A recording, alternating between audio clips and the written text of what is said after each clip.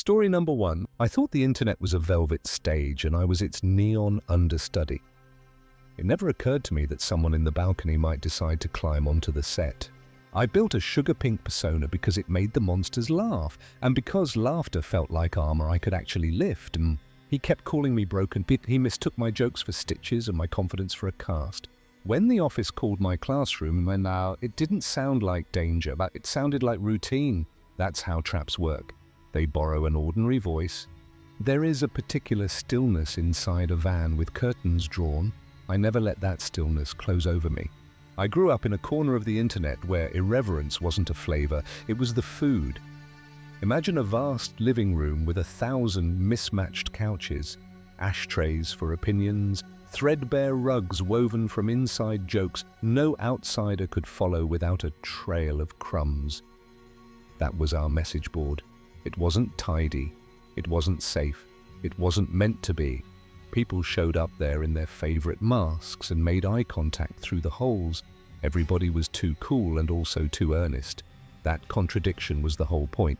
I arrived in a dress made of bubblegum, bows, glitter, perfume that smelled like birthday cake, and I planted myself right in the middle of all the spiked leather. It wasn't an act of rebellion so much as a joke told with love. A pink princess who worshipped distortion pedals and lyrics. You don't play for your parents? The joke landed.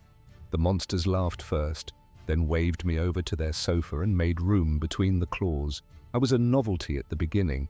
Sure, but novelty can either wither or ripen. Mine ripened. I told stories. I teased people better at teasing than me and took the hits with a grin. I wrote silly poems about doom and ate other people's sarcasm like popcorn. The room learned my rhythm and I learned the room's. Every community crowns its minor royalty. Ours had a skeptic with a tongue like a scalpel, a poet who traded sleep for playlists, a bored mod who wasn't really a mod, just the person everyone obeyed when he snapped his fingers because he was usually right. Through the glare of the screen, I recognized 3 names that matched faces in the hallways at school. A tiny boy who could fold cruelty into origami and hand it to you as if it were a crane. A girl who moved like momentum itself with a board under her arm. And a deadpan lesbian with a camera eye. We nodded in the cafeteria, but lived together online. It was easier that way. There. I could be fluorescent without burning. They could be bleak without worrying who might apply an adjective. Nothing about that room promised safety, and we didn't want safety. We wanted truth, at knife edge and humor that bled. If someone crossed a line, we shouted them into leaving or turned their mistake into a souvenir the whole room could point to. Report buttons were for other neighborhoods. We believed in gladiators. Yeah, that's the city where I met him. He entered quietly. The way a draft slips under a door and makes the curtain tremble. His handle was an echo, masquerading as a name. His profile was a corridor of low-lit photos, thick glasses like 2 glass coins, a moustache that had survived bad fashion decisions, hair that wanted to be a flag but had been dragged through rain. In every frame, he looked like a man misfiled in the wrong decade. As if someone had left him behind by accident and he'd decided to haunt the present out of spite. At first, he was background noise, one-word replies puncturing my threads, a tap of nice, a nudge of LOL, a thumbs up I could feel without seeing. Then the private messages began to stack, and I learned that background noise also has a frequency. He had studied me. Not me, really, my avatar, my taste. The collage of jokes and songs and shows I'd pinned to my signature. He built a religion from the overlap. Do you like this movie? I love that movie. He pasted lines from it as if they were vows. Do you watch that show about agents who run toward the unknown? I knew he would say yes before he even answered himself. He turned shared fandoms into fate, the way a gambler stacks coins and calls the stack a blueprint. It wasn't the list of our favorites that chilled me. It was the diagnosis that followed. According to him, I was a sad girl who wore lace like a bandage. According to him, I was on medication that emptied out my heart and left it echoing. According to him, I needed careful handling and a particular kind of love, the kind he had been storing in his pocket for a special occasion. He wrote like someone rehearsing a rescue in a mirror. He never asked me if I was drowning. He simply insisted that I was. I wasn't drowning, but I was doing cannonballs in the deep end because it made a better splash. I told him that. I typed with a smile so big you could hear it. I said, "I'm fine. I'm bright. I'm not your patient." He replied as if I'd spoken from a hospital bed in my sleep. He thanked me for being brave. He told me I didn't have to pretend with him. Then he stepped out of my inbox and began to shepherd me in public. Whenever my friends tossed a barb at me, our love language, he scolded them, a hall monitor with a crush. He told them to stop hurting me. He told them they didn't understand my condition. My condition. I wanted to laugh, but the laugh turned metallic in my mouth. It is exhausting to be defended against your will.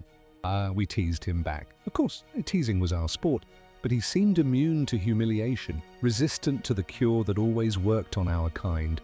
He acted like the laughter proved his thesis, that I was a delicate thing in need of guarding, that the room was a hostile wilderness, that he was the lone scout who knew the way out. He translated mockery into martyrdom and wore it like a cloak. And one night, after a string of messages long enough to lasso the moon, he wrote a goodbye that wasn't a goodbye at all. He forgave me. He said, for the way my friends treated him. He had decided to overlook it. He would come, he would collect me. He had made a plan for our life. I shut the laptop and slept well anyway. The warning didn't arrive with sirens. It arrived as a slip of paper. The classroom door opened. The office needed me. Something about a family emergency. The phrase is a key that unlocks doors without knocking. My stomach stepped through before I did. In the hallway, the air tasted like pencil shavings and disinfectant. I remember the way the fluorescent lights hummed. I remember thinking, ordinary, ordinary, ordinary. It was ordinary right up until it wasn't. At the desk, the secretary had the mouth of someone trying to soften a blow. She said she was sorry about my aunt. She said my dad was waiting in the parking lot.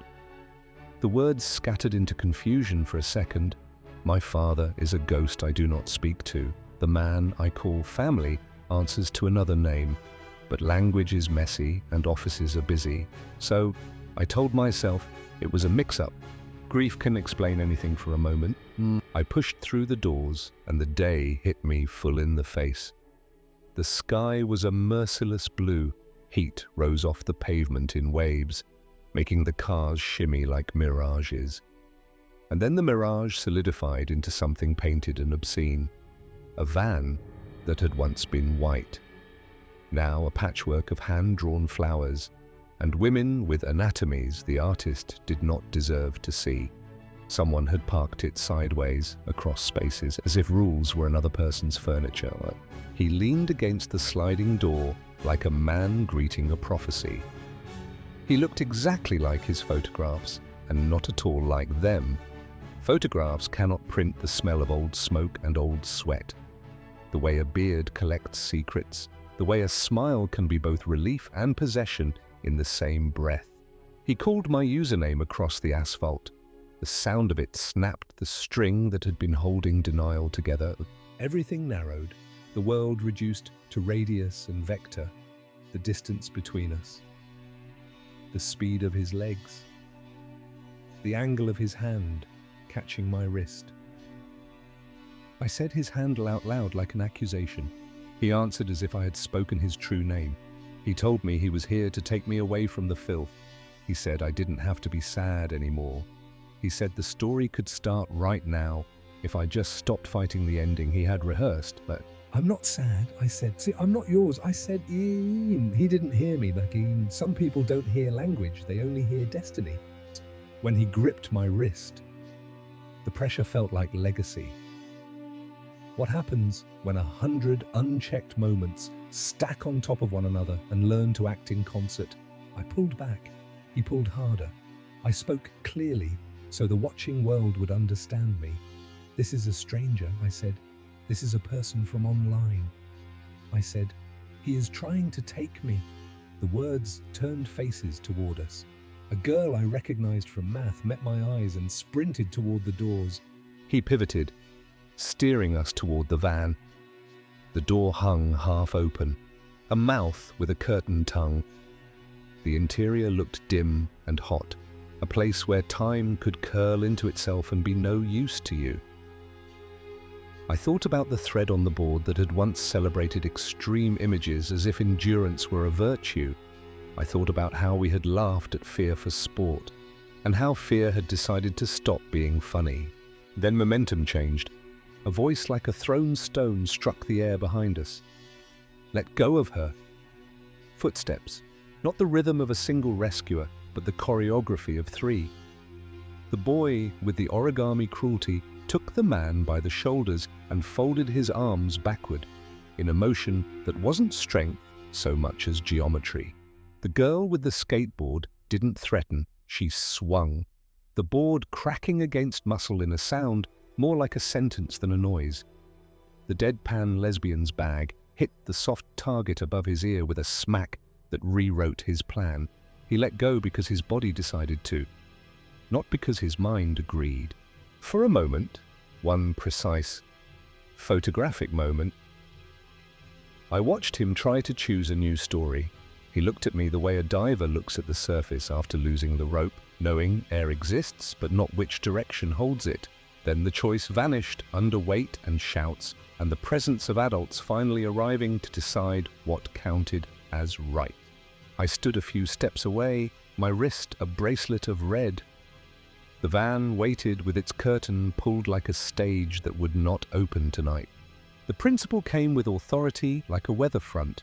Security trailed him in shirts that said their job out loud. Somebody radioed for someone else. Somebody dialed.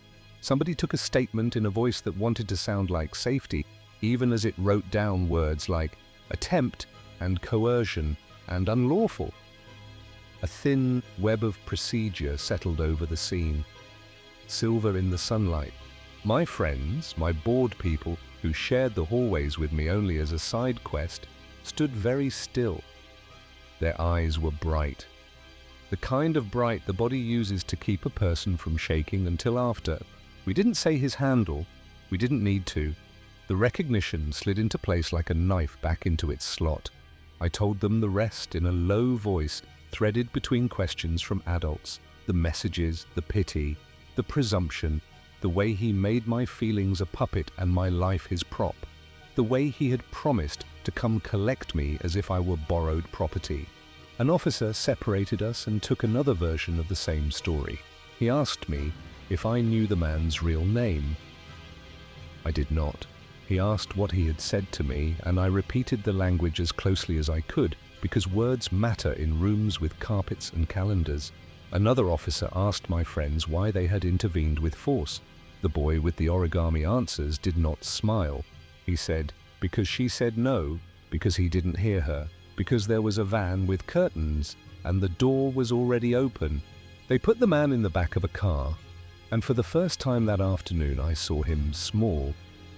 Not powerless, people like that rarely are, but reduced, like a song played through a wall. He met my gaze as if I were the only person on the lawn who could read, and in that look was an accusation I refused to translate. He had convinced himself he was rescuing a hostage from a castle. He hadn't planned for the drawbridge to bite him back. We were dismissed early, for reasons nobody wrote down.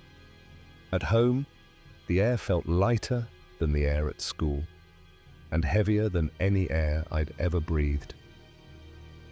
My mother's face when she heard the story made me wish I could uninstall the day. My stepfather's hands were careful when he checked my wrist, as if bones could forgive on command. Rage is a color you can see even when someone's trying not to paint with it. They wore that color for hours. We did what we always did. I logged on. I found my people. We met not in the public square, but in the dim alley behind it. We talked in whispers that traveled fast. Here is what happened.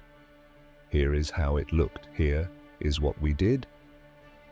Here is how we're still shaking a little. We argued about posting an account on the board. Narrative is a throat that always wants to swallow experience and shout it back up as legend. But legend has a way of attracting torches, and we didn't want torches near our school there. So we did the other thing that makes a room safer.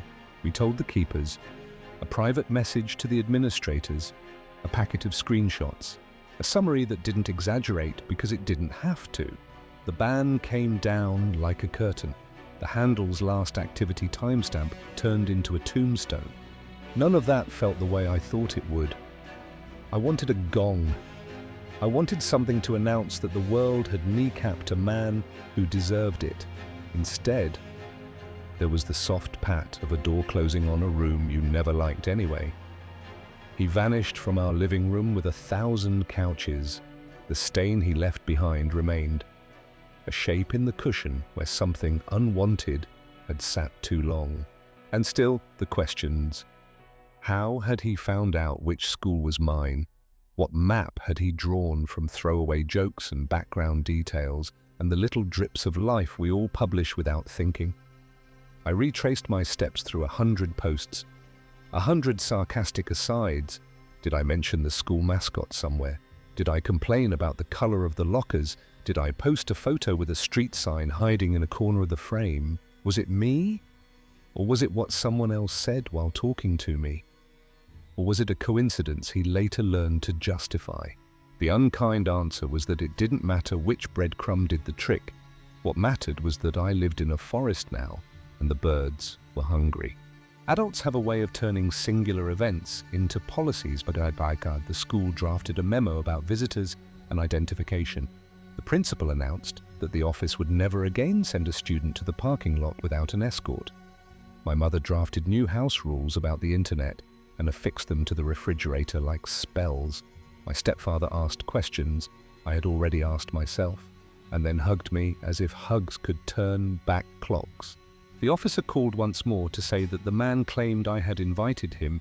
He said I had told him the time and the place and the excuse to use. Came down to 2 stories told at the same table.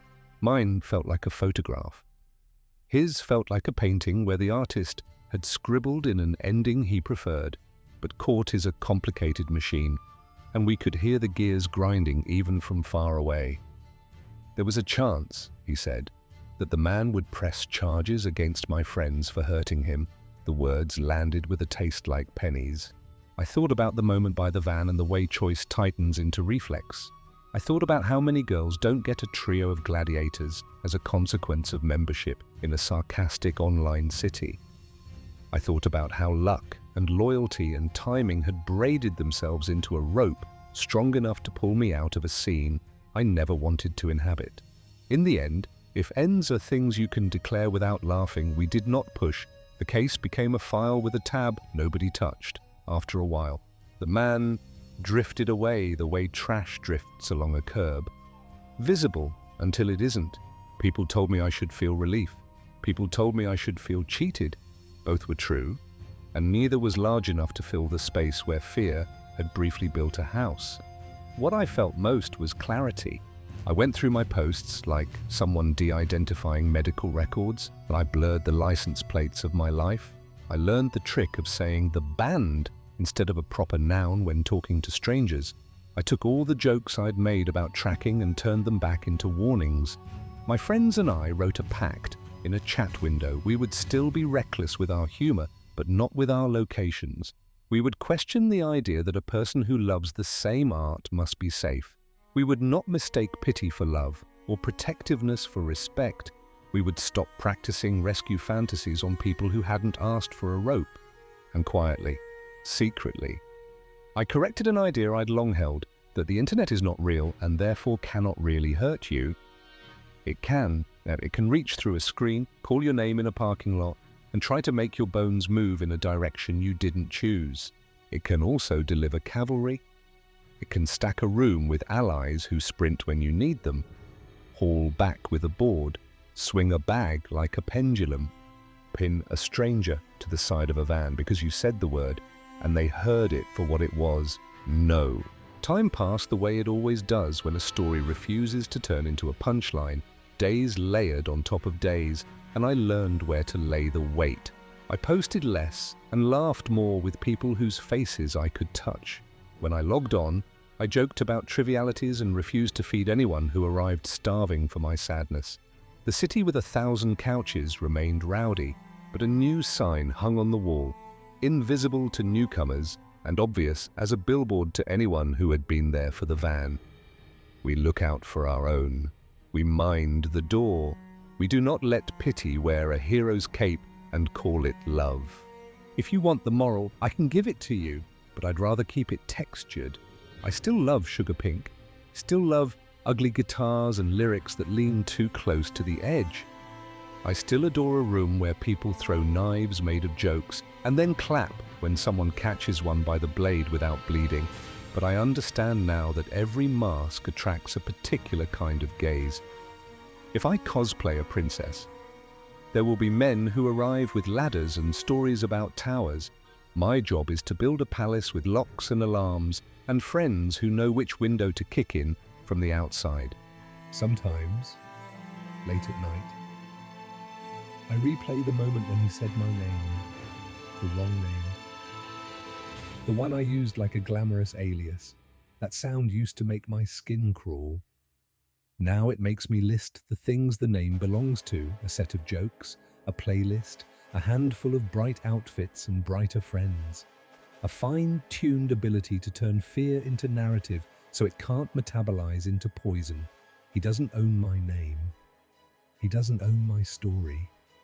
He doesn't own the parking lot or the van or the way the light fell across the hood of a teacher's car when my friends pinned him and the world decided, but briefly, to be on my side. I don't know where he is. I don't need to. It's not my cliffhanger to resolve. I know where I am, on my couch, in my room, feet tucked under me, screen open to the living room where I learned to be loud without apology. The city changes. People come and go. Threads flare and then extinguish. I've kept some of the old trophies, the inside jokes, the digital souvenirs. I've thrown out plenty more. I keep the important thing in the pocket of my mind, close enough to tap when I'm tempted to minimize risk the way one minimizes a window. The truth that a story told in glitter can still cast a useful shadow. If you ever find yourself walking out to meet an ordinary voice, remember this: ordinary is the favorite disguise of danger. And remember also the cure, a chorus of friends who know your real name and come running when you say it. I'm still that neon understudy, the stage is still there, the balcony is crowded with strangers and saints. I can't control who climbs the steps, but I can learn the exits by heart, stash a whistle under the hem of my dress, and keep the house lights ready. I can turn to the audience and tell the story before anyone else does. And if anyone thinks the princess in pink is waiting for rescue, I'll let them try to drag me so I can teach them what resistance feels like. And so my people can arrive, bright as sirens without the sound, to remind the world that I was never a prop in someone else's play. Story number 2. The chime that once felt harmless now puts a match to my nerves. When it plays, "Screw you guys," it isn't comedy. It's a key turning in a lock I didn't know was inside me. Betrayal didn't arrive on a shout. It arrived as Gloria, sugared text, and easy laughter. Then stepped into my house wearing a man's body I'd known for years. There was a park, a tired bench, and a familiar sedan rolling in with insane clown posse blasting, music from drives I'd sat through while a certain man's hands gripped the wheel. I used to think monsters preferred closets. Mine used the family last name and promised to crush Lacey if I spoke. So I kept chatting with a stranger who ate at our table. I typed to Gloria while my stepdad rinsed dishes in the next room. That's a cell you build out of keystrokes. I met Gloria on AOL Instant Messenger, where avatars smiled wider than their owners and a username could feel like a secret room. My buddy list was a tiny museum of who I was and who I wanted to be. Gloria arrived like a bright frame, quick with jokes, tuned to my moods, answering just the right moment to make loneliness look dramatic rather than dangerous. She didn't crowd me, she set the chair, asked the soft questions, and let silence be a place I could sit without judgment. When she typed my name, it felt like a hand finding the back of my neck and reminding me I still lived in a body. We traded small firsts, a scanned yearbook portrait, a favorite line from a show, the confession that attention can sometimes be more intoxicating than any substance we warn kids about. We passed hours in Pixel playgrounds, Habbo Hotel, Club Penguin, and every little browser distraction that made my room feel less like a trap. She asked about the teacher who needled me, about the two older boys who liked to turn a hallway into a corridor of teeth, about the crush I wouldn't name. She listened without trying to fix me, and that felt like grace. I told her about my mum, who loved me loud, and about my sister, Lacey, who carried weight in her shoulders even when she smiled. When I admitted I worried about Lacey experimenting with pills that didn't bear her name, Gloria treated the subject like fragile glass, never pressing, always there. Then the mask grew a pulse. One night she wrote that she loved me. The word didn't land, it lodged, and I tried to be kind. I told her I cared the way you care for a friend you'd defend on your worst day. But romance was a room I couldn't step into. I suggested a call, just voices, so I could say what I meant and hear what she meant. She vanished for a long slice of quiet. I stared at a window that no longer contained a person. When the alert finally popped and Gloria returned, she refused the phone but asked to meet face to face, as if the sound of breathing would be easier in open air. I chose the park I knew, a cracked bench near an empty little storefront, a place public enough to borrow courage and private enough to hear something break. The sun wore thin, and my thoughts rehearsed possibilities I could live with. Maybe Gloria was a classmate hiding behind a name that let her speak. Maybe Gloria was a boy my age trying on the grammar of himself. Either revelation would have been manageable. What pulled into the lot was worse, and then worse again. He stopped the car where I could see him plainly. Music spilled from the open window, insane clown posse, a disc he used to love back when I believed our drives were just drives, and he killed the engine, but left the song to float a few seconds longer. Like a signature scrawled across the air. Then he got out and sat beside me. Hands folded the way he folded them at church, the way he folded them at dinner. My mouth began to shape questions my mind didn't believe. Didn't have to ask anything. Carl was Gloria. He said it gently, as if kindness could dress the words. What began as checking up on me, he said, turned into something he liked too much to stop. A room with a different light, a self that felt interesting, a way to be adored by the boy who walked past his chair carrying plates. He proved it with details that only Gloria could know. Private jokes, exact phrases, boy, the color of my backpack, the secret fear I had translated into humor. Those facts felt like cold fingertips walking down my spine. He thought confession would make me feel safer. It made the ground tilt. Then came the part shaped like a blade. He leaned close, voice soft, and told me what would happen if I ever told anyone about Gloria. He would tear Lacey open in front of everyone who mattered. He listed what I had said in trust, how I feared for her, the tiny experiments with pills, the late-night messages where I typed my worry onto a screen because I couldn't carry it alone. He said he would make sure our mother learned it the worst way. In the car home, the music turned my memories inside out. I stared at the dashboard and tried to bargain with the universe inside the shape of his head. That night, I asked what he wanted. He wanted me to keep writing to Gloria. He wanted the fiction to stay fed. Type to the girl, he said without saying it low, and eat your dinner with the man. I swallowed the taste of battery acid and said I understood. For a while, survival was a ritual of pretending.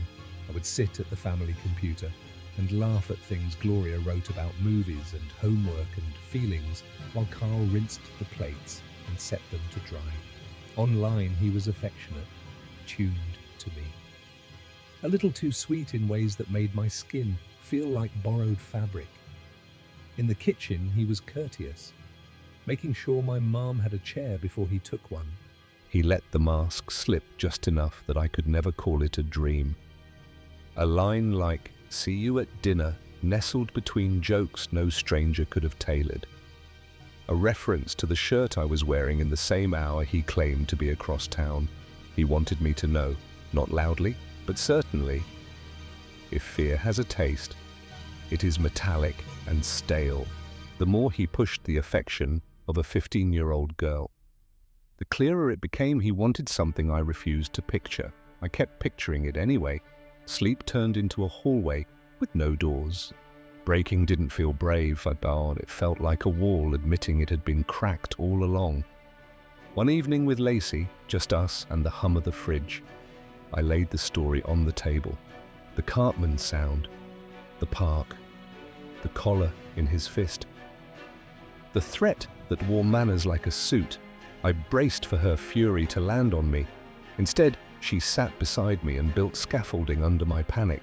She told me the pills were a small phase already abandoned, and that my fear had fed on silence until it looked larger than life. Then she smiled a tired smile and said we were done letting him pick the rules. We didn't need genius with Ishiet. We needed to know his patterns. His password was our mum's date of birth. Behind it waited folders of chat logs, bookmarks, screen names you wouldn't want in your house. Gloria wasn't alone. There were other boys and other threads, perfectly ordinary at first, then warmer, then guided toward the edge of something you can't take back. In one window, a wealthy kid was being encouraged to buy a camera.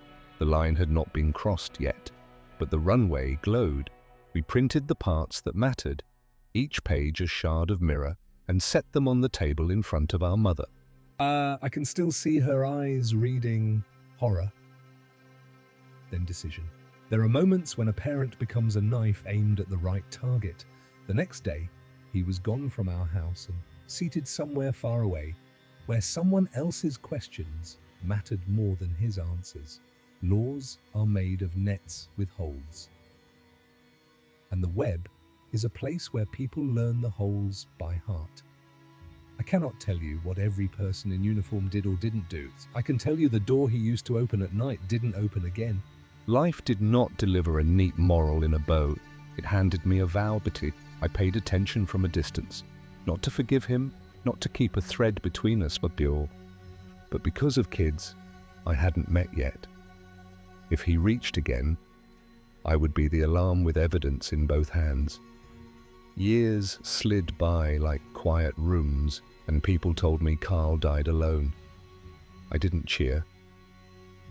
I poured a glass of water, stood in the kitchen where he used to stand, and agreed with myself about something that shouldn't have needed agreement. Love doesn't hide its face to get close to you. Friends ask me how to protect their kids from screens that promise delight and deliver strangers. I tell them the ugly truth. The risk isn't only strangers, and sometimes the danger knows exactly how you take your coffee. Pay attention to the way a name on a screen changes the weather in your house. Pay attention when a child stares at a doorway after the alert sound. If you were the kid reading this, and an adult is shrinking your world until it fits inside a private window, hear me, you do not owe anyone the comfort of your silence. Find one person with a key to a real door and hand them the story. Whole. You are not the secret. You are the survivor who walks out. I still hear "screw you guys" in shops or in friends' rooms, and it yanks a thread in me, but sound is not a god. I can set a new association. It has become a siren for vigilance, a reminder that I own the room I'm in. When a message arrives, I ask what it wants from me and what it wants me to hide. I've learned that the right kind of love steps into the light without flinching. The wrong kind asks you to lie down in the dark and calls it shelter. I don't live there anymore. Story number 3. I thought the offer was harmless until the woman who wrote it sat 3 tables away and mouthed my name. I I blocked the pitch, but the pitch found my door and my coffee and the rhythm of my mornings. She did not sell anything, she collected me. Every escape route I had, turnstiles, trains, crowds, became a mirror held up by a stranger who knew my face. This is the file I keep on the woman who keeps a file on me. I wasn't chasing a miracle. I wanted a quiet inbox. 3 applications sent before my cup went cold. And the small relief of routine. Then the bright promise arrived like confetti. Facebook sparkle. A cheery message dangling a sleek job. An opportunity that swore my best life could be measured in flexible hours and daily earnings. It called itself empowerment and wore glitter like armor. It called me by my first name as if it had earned the right, and it pretended to be a ladder but felt like fog. A smiling stranger insisted that what I lacked wasn't skill or time, only faith. She described a community, a family, a tribe of winners. The script was sugar over metal, polished and identical each time I read it. I could almost hear the training call where they practiced these lines. Bright voices reciting hope until hope sounded like a sales pitch. I answered nothing. I watched my hands instead. The small work of washing a cup, the steady work of opening a blank document, the practical work of breathing in, then out. I did the sensible thing, blocked the sender, reported the profile, labeled it under scams, and laced up my shoes. Motion steadies me, so I walked to the gym and tried to aim all my noise at the treadmill. A new woman leaned near the mirror, center stage in her own lens, phone lifted, perfect angle for selfies. She was beautiful in the careful way that eats time. I pretended not to notice and counted my reps like they were prayers. After the shower, I wore what makes me feel fast, a strappy top, leggings like quiet armor. I drifted to Starbucks and bribed my afternoon with a frappe. While I waited, more messages stacked up. Same pitch, new accounts. A polished profile photo repeated itself. A woman with lip fillers and crisp eyeshadow. The kind of makeup that cameras worship. When the barista called my name, my stomach tightened, because she was already there. She sat in the coffee shop, 3 tables away, and I froze hard enough to feel my pulse in my teeth. My name wasn't just on my cup. It lived in the echo of drink orders, in the crumbs I'd left on the internet. She had pulled a thread tied to 100 small knots and followed it to me. I demanded logic, so I hunted for it. I Googled the brand, the pitch kept repeating. 0 results, no site, no whisper, no search debris, none of the engine hum that optimization buys. I had no digital footprint at all. A company that didn't exist had still found my door. Later, I would learn the choreography.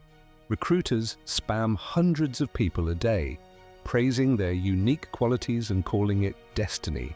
If the product is imaginary, there is time for research. And if there is time for research, there is time for obsession. Screenshots began to arrive from friends and former co-workers. Is this you?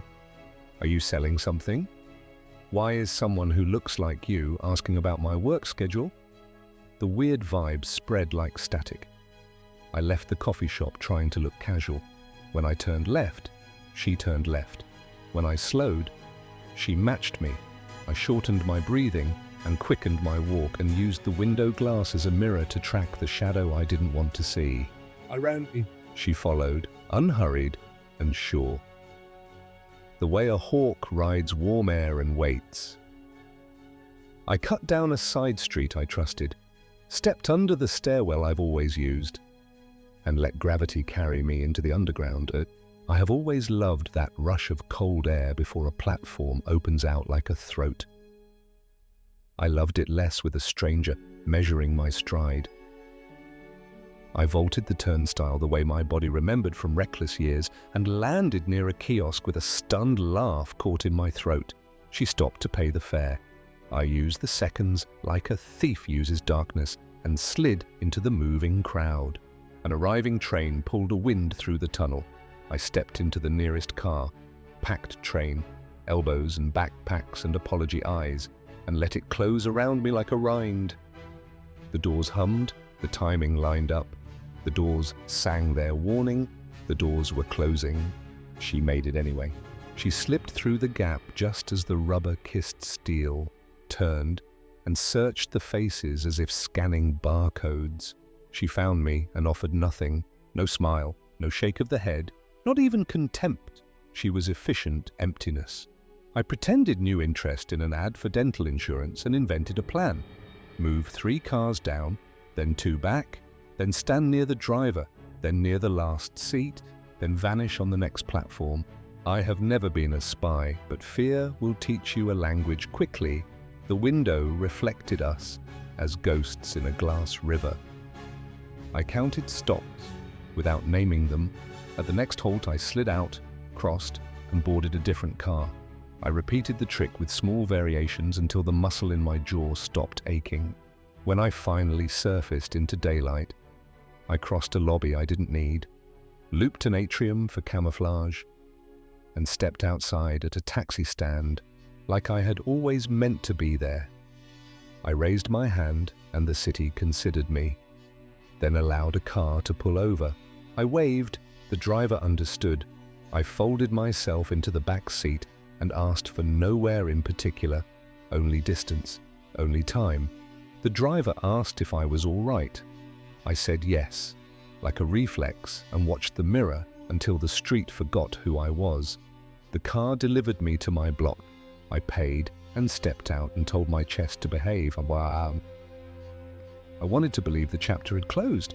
It had not. Back in my apartment, I opened my laptop and tried to understand the game I was in. The pitch wasn't business, it was bait. The recruiter wasn't a mentor, she was an archivist. She had chosen me long before she typed hello, and somewhere behind her was a man I barely remembered. A man who lied in the quiet way, by omission, by friendly silences. He had been charming and careless in equal measure. When the truth surfaced, I ripped him out of my life like a bad wire. Now the cost of that wire hummed in the wall. The story he told this woman painted me as a thief. It announced a crime I never committed and demanded a sentence. She arrived at anger and built a house there. When the confrontation finally happened, it didn't even have the dignity of drama. She cornered me on a sidewalk and recited her grievance. I had stolen her ex. I had broken a relationship that mattered. I told her the truth. I had ended things the moment I learned the whole picture. Days later, I saw him with another woman and barely cared, and I was not the villain her story required. She didn't want a dialogue. She wanted a quarry. She wanted to be obsessed with something other than the ache she woke up with every morning. I was available, therefore I was useful. So I made myself less available. I went quiet. I shortened my about pages and closed the windows that made me easy to find. I learned to run without looking like I was running. I stopped checking in from anywhere. I unhooked predictable paths from my day like beads from a thread. I took cabs when I was tired and trusted the anonymous chorus of the city to hide me in its noise. One evening, I let the driver take me on an extra loop so my door wouldn't be a plot point. Another evening, I memorized the lobby carpet pattern of a hotel I never stayed in and used it as a detour. Survival became another language, one I stubbornly practiced until it felt like politeness. I also wrote it down, every encounter, every message, every set of footsteps that didn't sound like my own. I built a folder with screenshots and times and maps of places where my skin tightened for no good reason. I named it something boring and backed it up twice. I told 3 people who know my face in every season, kept it from everyone else. Paperwork taught reality how to behave. I spoke to a desk sergeant who treated me like a person and to another who did not. I filled out forms that asked if I felt safe and forms that pretended the word had one definition. I learned that law is a slow river, and if you're patient, you can climb into a boat. I climbed, I asked for help, and kept asking. When the envelope arrived, it was heavier than its size. The order inside spoke in declarative sentences. It did not care about romance or jealousy, or who said what to whom, only lines, distances, consequences. I let myself feel the relief. Then I remembered that orders are only paper. And some people consider paper an opinion. I made new habits and I checked my locks twice. I shifted my bedtime. I wrote my name less often. I became a stranger to my favorite barista and learned to love the anonymity of nods. I pared my online life to the bone. Social media turned low, traces deleted, nothing public. Old accounts closed with calm finality. The platform I once used like a living room became a cold hallway I rarely entered, and still, now and then, a shadow looked like a memory of her. I kept the folder current. I met with an advocate who drew me a map of options and underlined the trails that led to breath.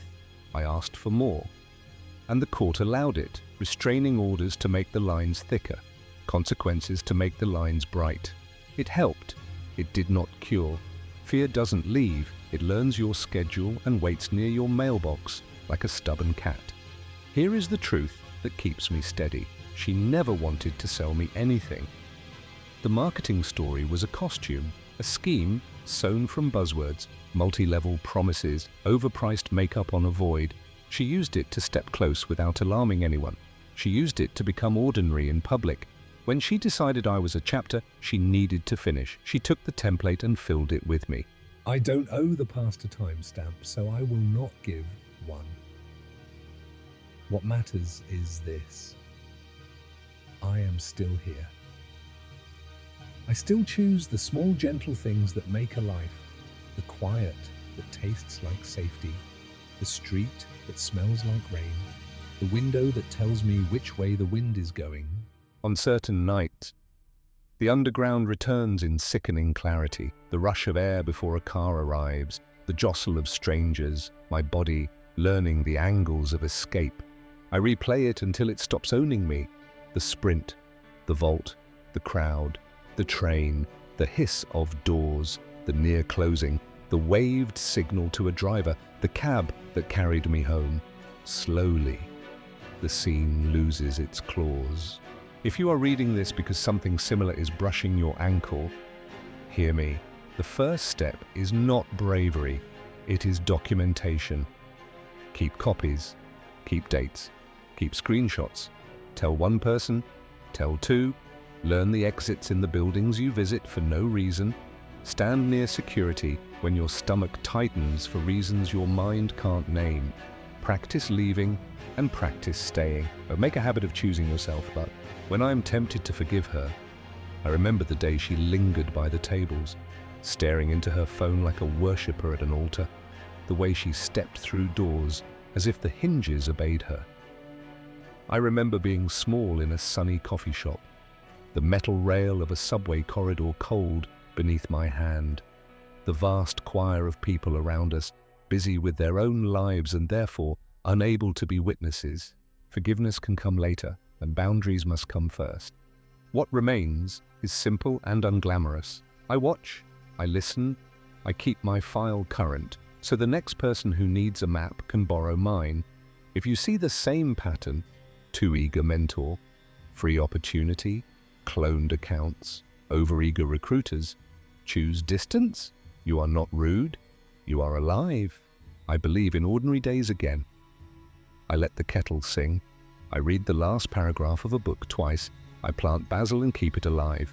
I answer messages from friends and leave others to starve. And I'm writing this not to invite worry, but to build a scaffold. Anyone can climb if they must. If the story escalates again, the folder is a rope ladder hanging from a solid ledge. And if she returns, she won't be dramatic. She will be predictable. Predictable people are easier to handle. If she is reading, I have one sentence left for her. And it is not poetry. You will be caught.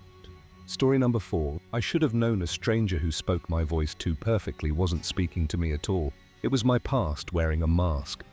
The plane ticket I never held was the cheapest thing she tried to sell me.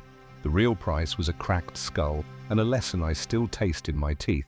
I wanted California sun. What I got was hospital light, clinical and bright, turning my mistakes into exhibits. The internet remembers everything.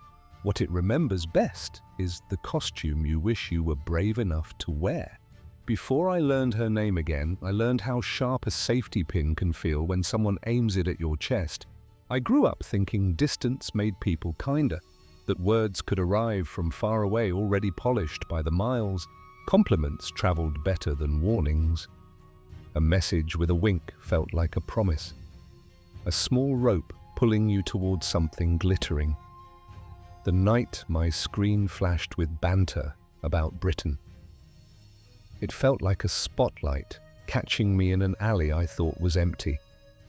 The first line tried on a voice that wasn't mine but pretended to be. A pantomime of heritage and tea and fog. I laughed. Then I read it again. There it was, performance stitched so neatly to familiarity that it almost fit. She knew how to perch on the edge of playful without falling into parody. She knew how to make a cliché feel like a secret handshake. When I answered, I wasn't talking to a stranger, I was auditioning for a role in someone else's script. Her follow-ups were precise in a way that flattery rarely is. She referenced the puddle photo where neon turned the street into a bruise. She quoted a caption I had forgotten writing. She lingered around my frames like steam on glass. She dropped British slang, calling me old chap and old blighty, committing to the bit the way a magician commits to a flourish. It should have been ridiculous. Instead, it felt like attention. And attention is an intoxicant. By the time she told me she'd seen my MySpace and liked my photography, I was already listening for the next cue. She typed a confession, dressed as a dare. I'm from Old Blighty, and I've got a proper corker of a yarn to share with you today. Old chap. I rolled my eyes, I grinned, I stayed. Pictures arrived as if a curtain had parted, a shoulder with ink like spilled night, a mirror backstage. Fingerprints ghosting the glass, a messy room arranged so carefully it felt intentional. She said she worked for a modeling site. You can't say the name on YouTube, she joked, and hinted at a members-only area. She sent images bright enough to hum. Some I could find publicly, others looked like they required admission I hadn't paid. She complimented my eye and then lent me hers, letting me see her through the angles she approved. When she wrote that she confessed her love, the words didn't feel like hyperbole, they felt like a staircase. I took a step. What I wanted from her was simple, a voice that looked my way on purpose. What she wanted from me was hidden inside kindness, inside laughter, inside the kind of heat you can type with one hand. She kept pace with me. She adapted to my jokes. She played the long game of curiosity until it looked like intimacy. When she suggested meeting, I could taste airport coffee. I could hear the soft, constant announcement of departures. She promised flying me out to Cali. Effortless as tossing a coin. She listed points and connections and favors. She positioned generosity as inevitable. Then she introduced math. It slid in like a footnote. Because of the way the exchange rate works, she said, it would be easier if I joined the dance. She could only buy a ticket from the UK to California using GBP and her account. Poor thing, didn't do conversions. Lloyd's Bank did that, she assured me, as if we were colleagues in finance. If I could simply send the money in pounds, she'd send the dollars right back. It would all even out like tides. The logic was tissue thin. Still, I held it up to the light. Someone had rehearsed this, and someone had polished the words where suspicion usually catches. I stalled. I said I was broke from tinkering with my car. She soothed. At first, she said that was fine, and even claimed that she'd done an international transfer. Promising it would hit my account any minute, I said I'd wait. The mask slipped. The sweetness curdled. She accused me of not caring, pivoting between seduction and scolding with the speed of a practiced scam. You don't really love me. You aren't going to get some. The chorus of manipulation tried to sell desire as debt. I typed, slow and careful. I genuinely could not send the money back until I had it. I waited. No money showed up. Then, as if to prove I was the one being unreasonable, she pivoted again. She'd managed to buy the ticket anyway. she declared. No need to worry. I could pick it up at the counter. On the day of the flight, I asked for paperwork. Email me the receipt, I said. A confirmation number, a fridge magnet itinerary. Anything, her reply was fury, screaming over instant messenger, grammar thrown like plates, and it was an ugly noise in a pretty room. And it turned the lights on. I blocked her and told myself I had escaped. Fantasy is a place with no gravity. Stepping out of it can feel like falling. For a few days, I wandered my small town with friends, the way you do when nothing important is supposed to happen. Sun across the high street, shop windows making promises they didn't need to keep. That was when a voice cut through the afternoon, a voice that said my name like it was a stain. She was already moving toward me, a black bag slapping against her hip. Metal charms clattering like warnings, makeup smudged at the edges. Eyes I knew and did not know. Memory played a cruel trick. It stacked old photographs in my head until one landed on top. Wiccan corridors. A short, quiet relationship that drifted apart. She didn't stop at a polite distance. She stood so close, I could see the tiny moons etched into the metal around her neck. A finger jabbed my chest, as if my ribs were a door and she had the right to knock. She announced I didn't know what I had missed. She said I owed her. She threatened to hex me for breaking her heart. My friends moved closer, their bodies learning a choreography I hadn't taught them. I was already turning to leave when she recited details no one else could know. My car, my captions, a joke I had made at the station. She spit out phrases like pebbles, and I heard my inbox echoing from behind her teeth. I said her name, her real name. She flinched. Then she smiled. And the smile scared me more than the anger. She told me she had manifested the woman I thought I knew. That belief makes things true if you hold it hard enough. She said if I had just sent the money to cover rent, love would have arrived on schedule. She spoke like a preacher with a sermon built from screenshots. I tried to be kind, and I failed. I said we had barely dated and then drifted. I said the person in the photos wasn't her. The words were a lever, and I pulled them like something broke. I don't remember falling. Only the grind of stone against my skull, and the way the world turned into lines and light. Blunt force writes its own caption. She climbed on top of me, and her arm moved in short, stabbing arcs. Not a knife. That was the shocking part. It was smaller, meaner, absurd in its ordinariness. Pain arrived as a constellation, hot pricks across my chest, a wet warmth sliding around my ear. My friends grabbed her, and the afternoon snapped back. People shouting, displays in the shop window reflecting everything and nothing. The sky kept being blue, and I hated it for that. I woke in a room that smelled like antiseptic and patience. White tile, white sheets. White voices telling me to take it slow. The doctor used words like fracture and swelling and lucky. My chest was tender where the pin had dotted me with furious punctuation. My parents wore the faces people put on when their fear has to behave. Hers, Lucy's, parents looked shattered in a different way. Embarrassment braided with shock. Someone said rehab and voluntary and time away. The phrases hung like notices on a corkboard.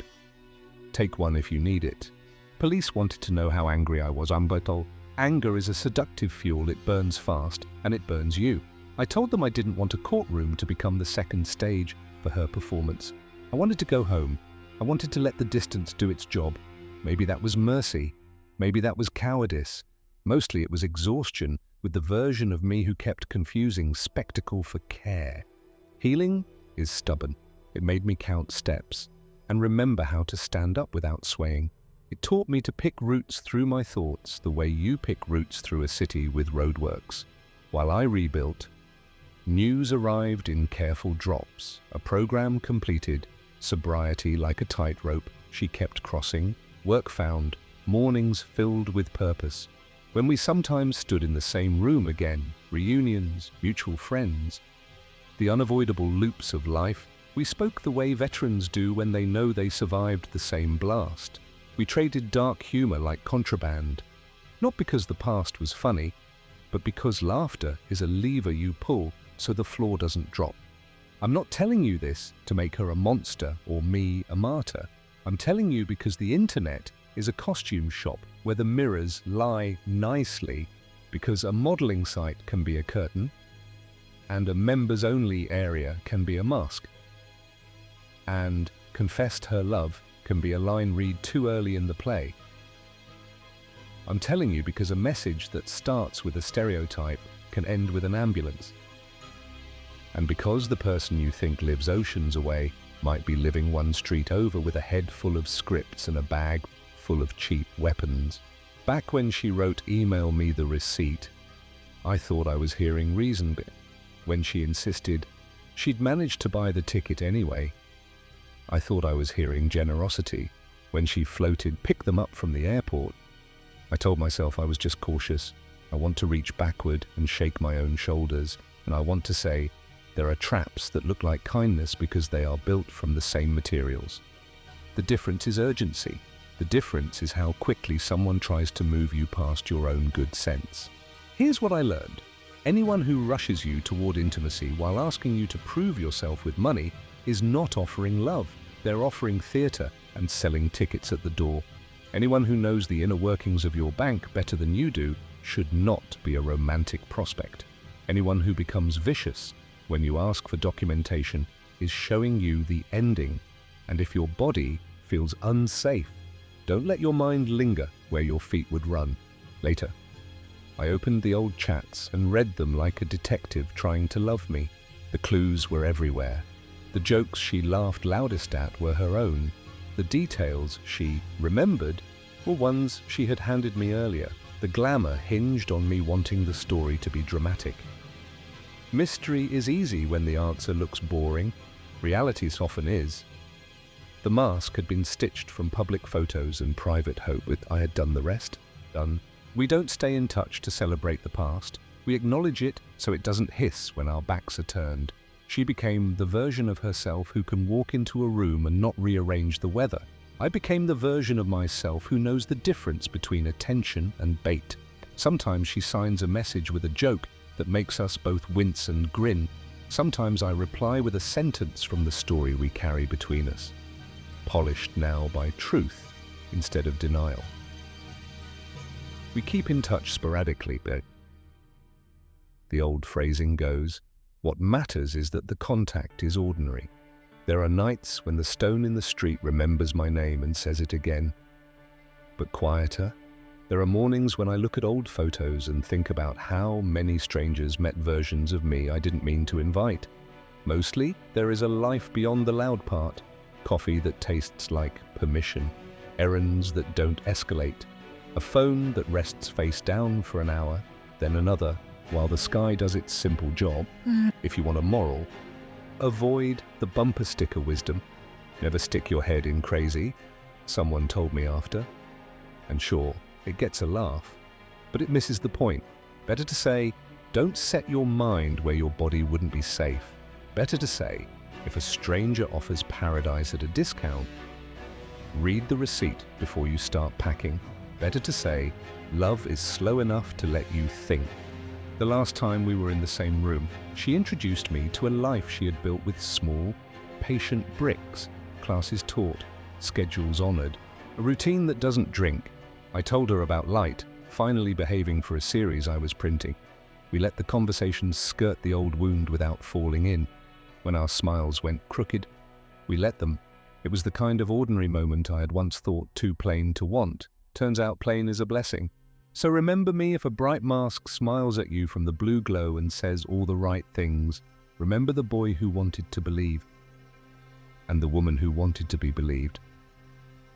And the way a town can become a theater if you let it. Remember the exchange that never happened, and the ticket that never printed, and the stone that did not move. Remember that the internet can impersonate you right up to the moment it meets you. And then it has to choose. Drop the mask or double down. The choice is never yours to make for them, but the door you walk through afterward, that one is always yours. Blocked her and moved on. Story number 5. He called me Songbird before he knew my name. My screen didn't glow, it watched, patient and hungry, still expecting obedience.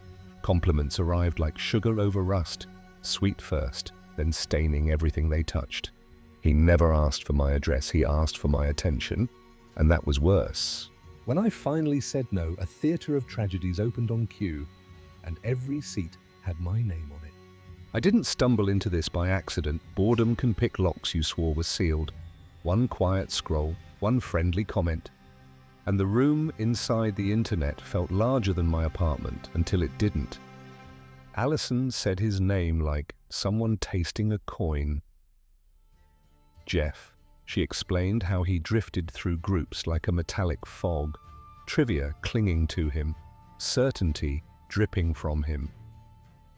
And a need, always a need to be the one who knew.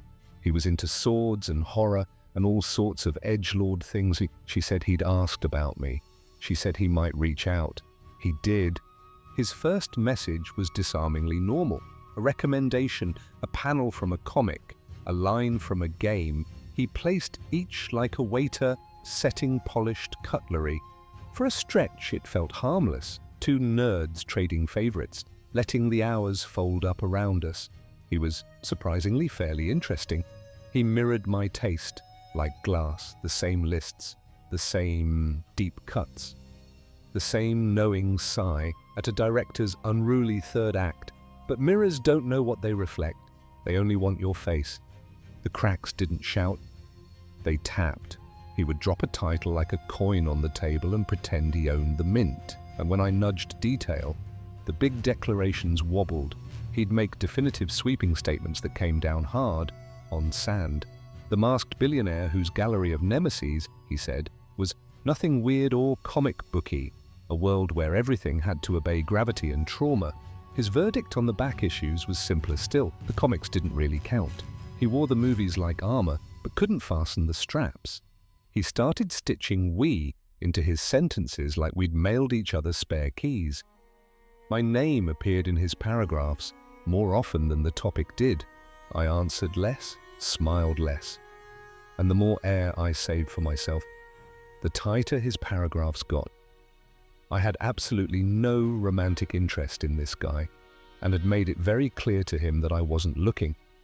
But clarity, to Jeff, was just weather, something to stand under and complain about until it changed. The compliments learned to hunt. He announced that desire was vulgar, but wanted a full-page critique of his face. He'd send me random, poorly lit photos of himself, nothing scandalous. Hats, a jaw at an angle, eyebrows raised like curtain rods. If I sent a sentence, he wanted a monologue. If I gave a monologue, he wanted scripture. He praised restraint while begging to be worshipped. Underneath his curation lay grievance. He catalogued how women misunderstood, how friends leached, how the world was a faulty jury against his genius. He'd write lengthy attention-seeking diatribes on Facebook about being an untapped well of kindness while calling strangers fake fans by the next paragraph. He described himself as someone who couldn't be cruel, and then measured other people's fandom with a ruler he'd drawn himself. When I didn't respond, the show changed sets. The lights went red. He began sending me messages saying that he was having severe chest pains and narrating the corridors of his crisis with the solemnity of a battlefield reporter. Beeps, white coats, a drama that somehow needed my eyes to keep the curtain from dropping. I believed him once. Sympathy is a door that's too easy to leave unlocked. The stories multiplied and disagreed with each other like mirrors facing mirrors, a saintly grandparent on the brink, then a different saint, a roommate who stole money yet still shared his rent, then a key rattling only in his hand, until it didn't. After that, he said he lived alone. None of it bore the weight of remembering. It was just completely nonsensical gibberish, all designed to evoke sympathy. Between disasters, he curated himself like a museum wing labeled "Serious." He recited video essays from memory and called it truth. He delivered purist sermons in which only 5 films were clean enough to touch. He swore that villains who quoted philosophy and never sweated were the only ones worth loving. I told him, Stories are a commons, not a church. That art is a messy kitchen where we throw in what we've got and feed each other anyway. So he called that naive. I called it dinner. I set a boundary as gently as setting a cup over a spider and sliding a card beneath. Friendship, I said, breathes at its own pace. Admiration is not permission. I won't be anyone's audience on demand. He responded with velvet and vinegar, apologies threaded through demands, a promise to be gentle like a cathedral. Then another emergency because the first apology hadn't been properly applauded. He slipped again while we were arguing about a villain's origin. I corrected him. Something small, a line that matters only to people who read footnotes. He went nova, accusing me of revering creators like saints and insisting adaptations were holier than the page would ever be. I was already halfway out when the storm pulled me back. He said I was cruel. He said my corrections proved I didn't care about him. He called himself a man hurt by the world and therefore absolved. And then he told a story he thought would paint him gold. A young girlfriend who wanted too much. He'd rescued her, he said, from herself by declining the thing she asked for. His pride filled the room like artificial fog. He'd lectured her about how that was inappropriate. He wore refusal like a medal and pretended he'd saved her by not doing the thing he never should have asked for in the first place. What he said next was that he needed someone like me, pure, stern, a lighthouse for his ship. The chill that arrived did not leave. I stopped answering, but the air got clean. For a while, his next message felt like stage directions smuggled into a whisper, a long apology for what he was about to do. It wasn't clear whether he was going to do something to himself or to me. Fear tried to find my throat. It didn't. Distance was on my side. Geography, oceans, and bank accounts all vetoed the worst-case fantasies. I wasn't too concerned about the latter. Though, I wasn't brave, I was practical. I blocked him. He started swearing and cursing at me, so I blocked him. Anger is a hammer. It has only one job. Then, because silence is an audience he couldn't stand, he walked to a different stage. He posted a huge rant on Facebook about how, if you have a beautiful songbird in a cage, it's your duty to let her fly free. I knew the reference, and I'd seen the sky fracture in that game, heard the character he thought made him noble, but the metaphor had its bars backwards. He thought he was a guardian, unlocking me. He thought the key was in his hand. I closed the tab. A friend sent screenshots anyway. He had collected sympathy the way park benches collect flyers, pity for his sacrifice, praise for his strength and vows to check in. He liked every comment, like he was feeding birds in a square. He called himself weathered, generous, incapable of bitterness. In the next breath, he labeled a dozen strangers fake. It wasn't romance that unsettled me, it was the choreography, and he was performing hurt to redirect the spotlight. Then came the lull. Low battery apologies, fading promises, half-warm compliments, requests for me to agree that certain films were the cleanest proof of taste. Arguments packaged as affection, the same lines under different lighting. By then, I had unplugged the lamp. He could talk to the dark if he wanted. The dark never argued back. Alison asked if I was all right. I was. A mutual acquaintance tried to be kind. And the play started over with a new costume. He was trying to convince her to cheat on her husband with him.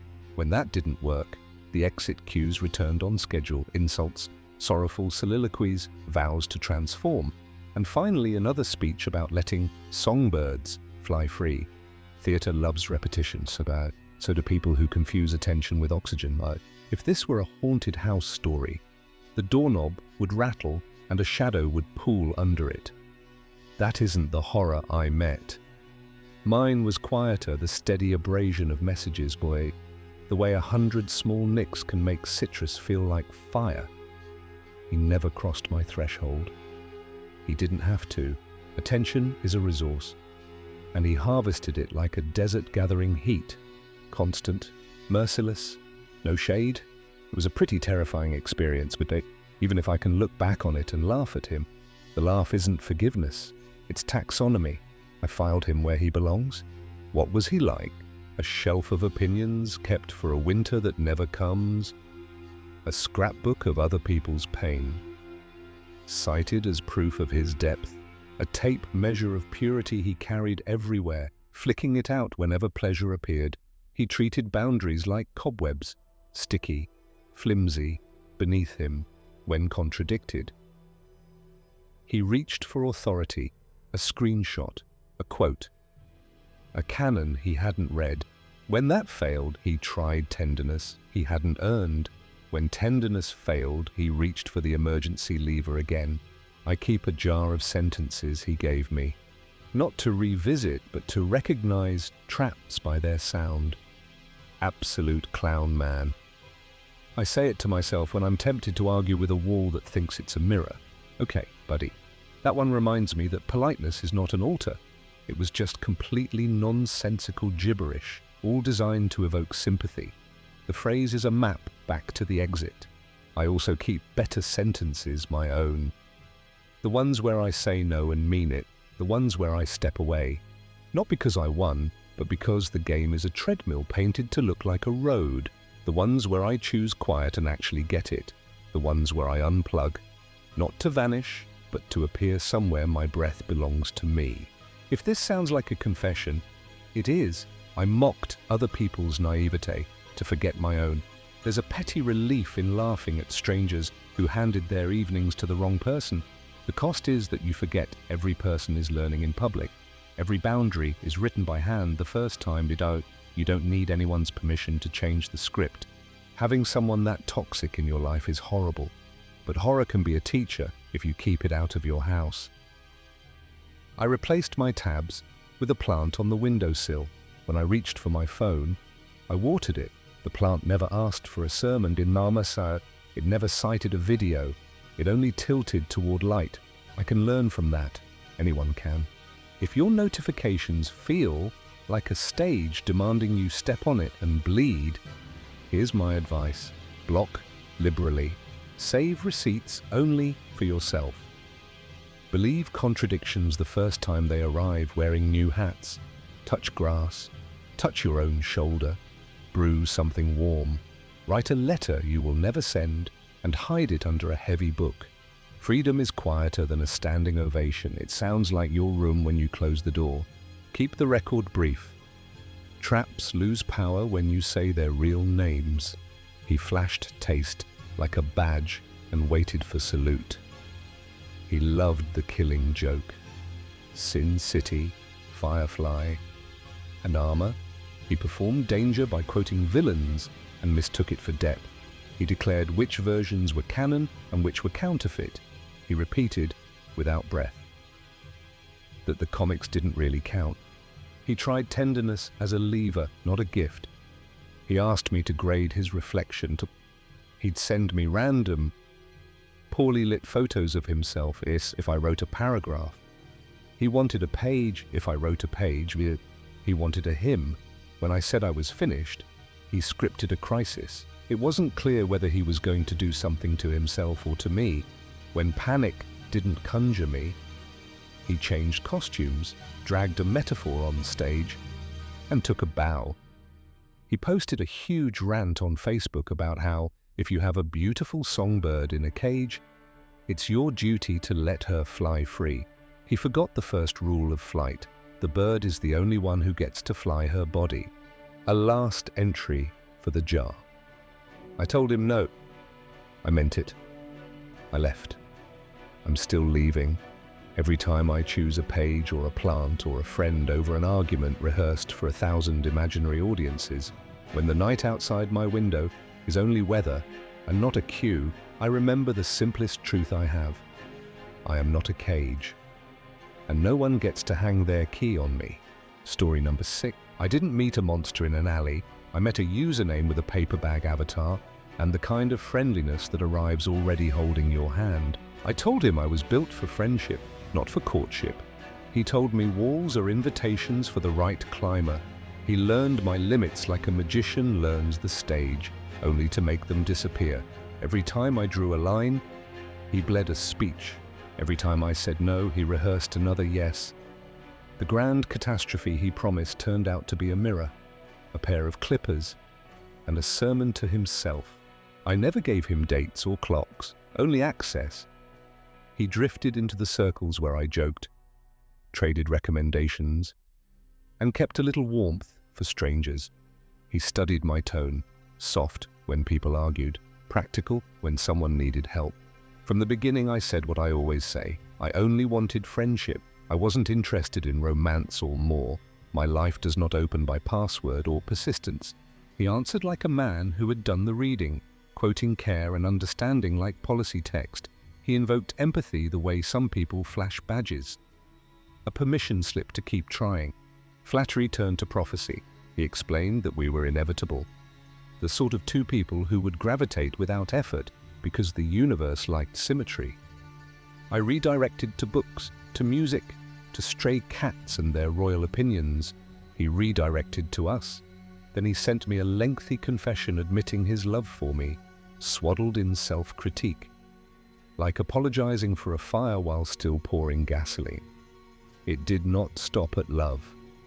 He presented diagrams of so-called compatibility, elaborate daydreams where I was a role he had already rehearsed, and because fantasy asks for escalation, he also drew some very gross anime-style fan art of me, a portrait I never commissioned, of a version of me I never wanted to see. I said no. I said no again. He saw and he heard the word as a challenge he might win. I asked for plainness. My boundaries were not riddles to be solved for extra credit. They were doors that did not open. The art was not flattery, it was trespass. His response was theatre, contrition, monologue, catastrophe. He declared himself unworthy of friendship, a ruin that crushes everything beautiful, a poison that wrecks the glass that holds it. He listed punishments the way others list errands, carving himself into metaphors that still managed to point their knives at me. Apparently, my refusal had authored his downfall. The story cast me as the cold witness who drove a kind man to pieces. He wept in paragraphs about how he breaks what he loves, how he ruins every gentle thing. He made the performance so loud that my quiet sounded cruel. A lull, then a new act. This time the instrument was a camera. It started with a face, then slid to a chest, then found a bathroom where the mirror did most of the talking. He requested ratings as if I were a judge, and he was submitting evidence. The compliments he wanted were not about style, they were about ownership. He kept sending me more and more photos, and they were mirror selfies that showed off more and more of his pasty chest. I'm not built to grade a stranger's body. And he refused to remain a stranger. I said the obvious. I told him it was getting a bit much. I asked for a shirt, for space, for a conversation that did not keep circling the same drain. This led to another absolutely terrifying meltdown, a speech about disgust and failure and how he had ruined the last thing keeping him from collapse. I knew. Even then, that despair can be staged, but it still lands in the body like a weight you didn't consent to carry. He reframed the request as therapy. His confidence was wounded. The cure, he proposed, was a testimonial from a female friend that his unclothed body was attractive. In other words, the same demand in a white coat. I refused. He generated a crisis out of refusal. I stepped back. Quiet is not revenge. Quiet is a locked door that does not slam. He did not appreciate quiet. He took his sermons to the public square, composing parables about betrayal and ingratitude. Turning himself into a prophet of hurt, he posted thousands and thousands of words about a nameless person who used his kindness as a toy, then abandoned him. I became a rumor, he wrote. I tried one last practical message. I will disengage. Do not contact me. Leave me alone. I muted, filtered, and closed doors. His answer was escalation disguised as a gift, an email with a single line promising it would cheer me up. I do not open unknown files from men who turn my no into a dare. I asked what it was. He said he wanted me to watch his video, a recording of a private act he had performed as a present. My body answered first, with a solid knot beneath my ribs. I said I wasn't really interested, that my history made such things unsafe for me. He countered with a lecture. He started lecturing me on how it would be good for me, insisting that exposure to him would fix me, that his body was medicine I owed myself. Healing, in his story, looked like obedience. He wanted an audience. I withdrew the chair. The speeches migrated to timelines where strangers could applaud. He painted me as a phantom villain who mocked his generosity and spat on his soft heart. The mythology expanded. Everyone, he insisted, had taken advantage of him. Soon, he promised, the world would learn. There would be a transformation so dramatic, people would look at him differently. He hinted at decisive change with the gravity of someone announcing a reckoning. I did the safety math. Who knew my address? Who should be told? What to document? What to save? I told family what needed telling, kept friends in the loop, and chose not to feed the echo with more words. The reveal was grand without being dangerous. It was a haircut, a buzzed silhouette, and a manifesto about discipline, respect, and the end of offering his heart to those unworthy. He vowed to keep your heart and soul firmly in your pants, as if the world had been pickpocketing him all along. He posted essays that read like motivational posters stapled to resentment. And here is the part that matters most in the ledger I keep. He never decided to escalate things with me beyond online harassment. The noise stayed where it belonged, on his end of the screen. I learned a set of truths that do not fit into a thread. A person can speak fluent empathy and still wield it like a weapon. A man can quote women's pain while using it as camouflage for his demands. When your no becomes narrative fuel for someone else's identity, expect to be misquoted. When your boundary is cast as a crime, someone will try to sentence you in public.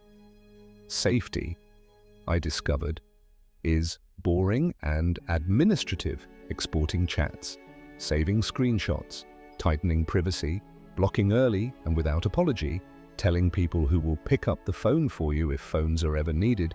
It is not glamorous, it is effective. I'm not telling this to recruit a choir or reprise his show. I'm telling it because compassion can be confused with consent in the glow of a screen. Because one more pep talk is never the last one. Because the bottomless cup never overflows, it drains you.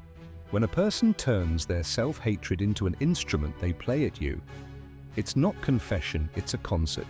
You are allowed to leave before the encore. You are allowed to hold your life like a lantern and keep walking. So here is the page I keep taped inside my own head.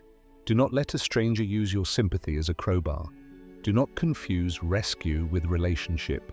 Write your boundaries in words you can read when speeches begin to sound like scripture. Refuse to audition when someone calls their demand healing, and when explanation turns into erosion. Send a sentence that closes the door. I wish you help. It will not be me. He is elsewhere, trying to be an epic in a place that still gives him a stage. I am here, quiet on purpose. I scrub mentions, block liberally, and keep the exit signs lit for myself. I don't need to forgive a performance that never belonged to me. I don't need to understand a man who wanted applause, not accountability. I keep the doors that matter locked. I give the keys only to the people who learned how to knock. All of this sounds tidy on paper. It didn't feel tidy. It felt like living beside an alarm you couldn't silence, and it felt like learning the alphabet of red flags. It felt like a forecast that never gave dates, only warnings of manipulation and fog. The storm passed because I stepped away, not because it learned manners. In the end, there wasn't a duel, or a parking lot, or a headline worth reading. There was a mirror, a razor, and a speech. There was me, finally choosing quiet that belonged to me, and meaning it